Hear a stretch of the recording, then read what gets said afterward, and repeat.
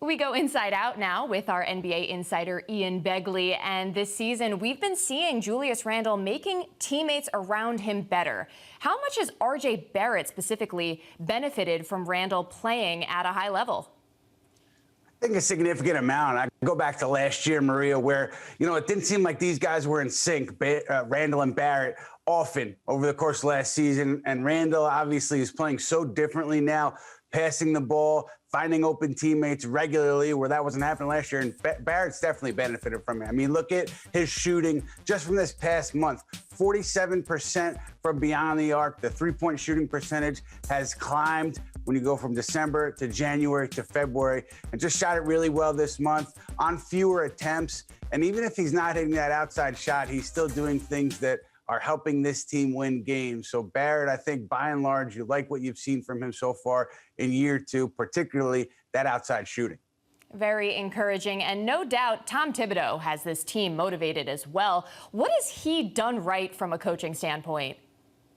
Well, you look at the defense, right? That's why the Knicks are where they are right now, because the offense has come and gone. It's been inconsistent around Julius Randle, but the defense has been there pretty much every night. And I think that started day one with Tom Thibodeau, because he made it clear then that if you don't defend, if you don't play with energy, and if you don't take smart shots on offense, you're not going to play. And they just set that standard, and everyone had kind of fallen in line from day one of training camp, and he holds people accountable on that end of the floor. And if you look at this team, there's some solid individual defenders, but it's not like you're looking at, the top defenders in the league on this Knicks team. So it's really a group effort. And I think it starts with Thibodeau, how he approaches teaching defense and holding everybody accountable on that end of the floor.